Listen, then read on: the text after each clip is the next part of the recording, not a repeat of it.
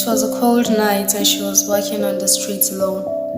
She fastened her steps as she let her mind dwell on thoughts of going back home with broken bones. She could hear the footsteps behind her and so she picked up her pace. But how far can she run? They were right behind her with very little space. She allowed her knees kiss the ground as she looked up at her attacker with troubled eyes. This was no man. This was a beast in human disguise, for there was no mercy or pity in his eyes. Her mother's voice created a mirage in her head. "Where are you? Come home," the voice had said. She laid on the cold cement almost dead as she allowed the voice in her head twirl as it absorbed in the pain. Her ear throbbed, her eyes sobbed, and her virginity was robbed.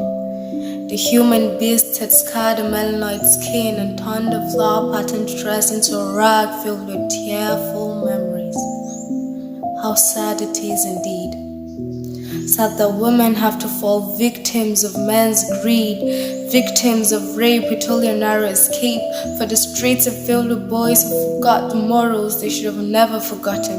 They forgot the morals taught to them by the woman who bore them, who fed them, who nurtured and secured them. They forget that their greed can uproot one's seeds, and if not careful, there'll be the cost of lost dignity. Oh, boys of the streets, when God gave you your strength, He wanted you to use it to go to greater lengths, to be a man of honest blood and to solve calamities, not to be the cost. But you boys have hid your shame and now you have none. You take advantage of the weak and use them to feed on what you seek. You destroy the lives of innocent girls and leave your marks, giving them reasons to have nightmares and to remember their scars. Oh, human beast, what do you gain from being the cause of pain? And you continue to pretend to be oblivious to their tears. Perhaps we have forgotten that rape is not as petty as we are led to believe. Is that why the witnesses choose to remain mute? Perhaps a petty description is deadened your sense of perception. But no. Crying over rape shouldn't be regarded as crying over spilled milk.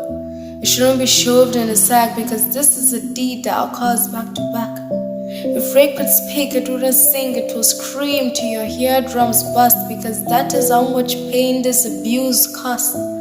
From blue to black, it changes the color of your sky, leaving you wondering about life, asking how and why. It turns a dark hole into your new home, and sometimes this pain chooses to be immortal.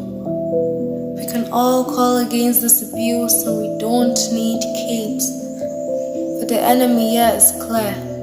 And that